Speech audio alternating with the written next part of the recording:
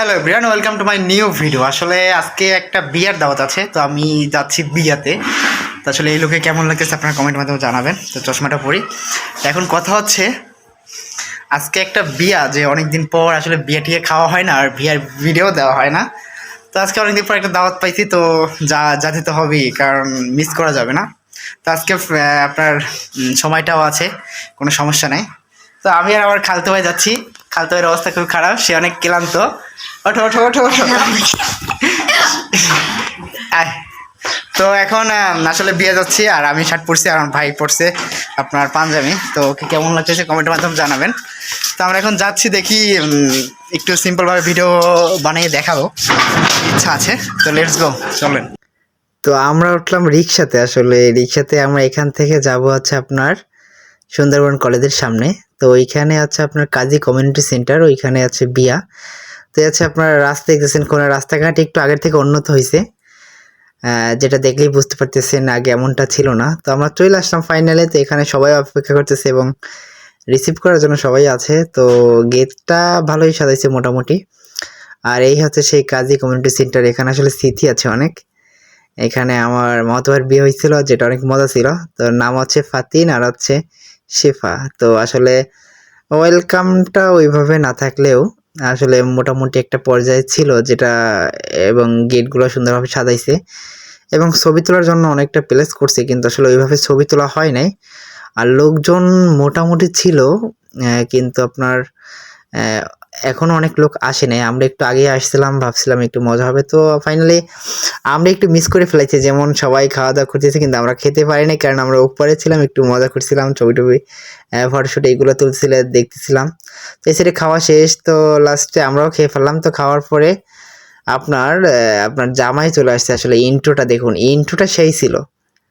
এভাবে বিয়ে না করতে পারলে আসলে মজাই হয় না। তো ওরা ফাইনালি চলে আসছে জামাইরা। তো দেখতেছেন গাড়ির বহর নিয়ে আসছে। এক কথা অসাধারণ ছিল ইন্ট্রোটা, কিন্তু ইন্ট্রোটা ওইভাবে নিতে পারে নাই, কারণ হচ্ছে আপনার রোড হয়তো বা জ্যাম, এই জন্য হয়তো বা ইন্ট্রোটা নিতে পারে নাই। কিন্তু মোটামুটি পর্যায়ে একটা ভালো হাই কোয়ালিটি প্রোফাইল ভাবে বিয়েটা করছে। তো আমরা উপর থেকে দেখতেছিলাম, আসলে ভালোই লাগতেছিল। দেখেন এই থেকে ওই পর্যন্ত মনে হচ্ছে প্রায় 18টার মতো গাড়ি আসছিল। তো দেখতেছেন, তো এখন বরকে রিসিভ করার জন্য আসলে সবাই চলে আসছে নিচে, কিন্তু আমরা উপরে ছিলাম, কারণ একটু ভিডিও শ্যুট হয়ে যাবে, এখান থেকে একটু বেটার লাগবে। তো এই জন্য আসলে ক্যামেরাম্যান যারা করতেছিল ভিডিও, মনে হচ্ছিল না অতটা ভালো করতে পারছে, কারণ তাদের অতটা আগ্রহ ছিল না, এবং ক্যামেরাম্যান সুন্দরভাবে করেও নাই মনে হচ্ছে শ্যুটগুলো। তো জামাই নামতেছে। আসলে জামাই একবারে পোস্টটা ছিল সেই, এক কথায় অসাধারণ। কারণ হচ্ছে আপনি তার হাতে দেখবেন একটা তরোয়াল। আসলে ওইটা দেখে আমার একটু ভালো লাগতেছিল এবং ইন্টারেস্টিং বিষয় ছিল, কারণ হাতে তরোয়াল ছিল, একবারে সেই নবাবের মতো আসতে। এবং তাকে সবাই রিসিভ করার জন্য বসেছিল। তো এখন কথা হচ্ছে এই গেট নিয়ে প্রতিবার বিয়ে ঝামেলা হয়।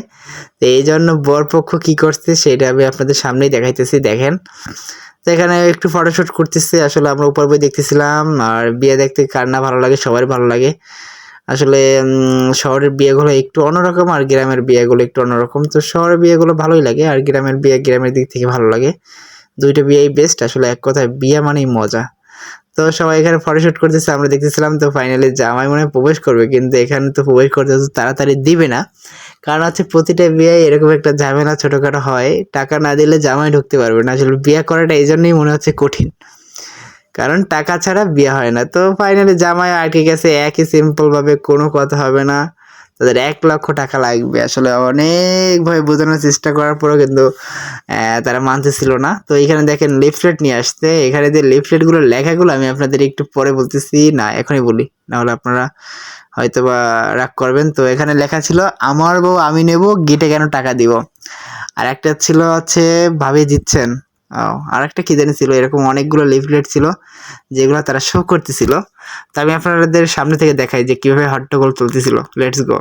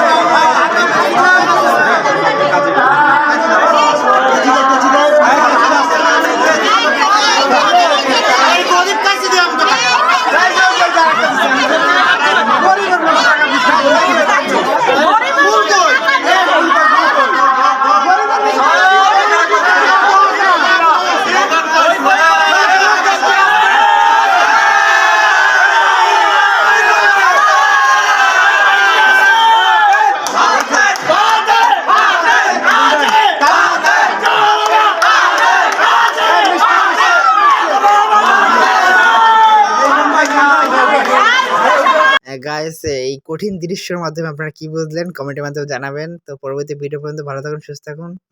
আবার কোনো নতুন একটা ভিডিও নিয়ে দেখা হবে। Bye bye.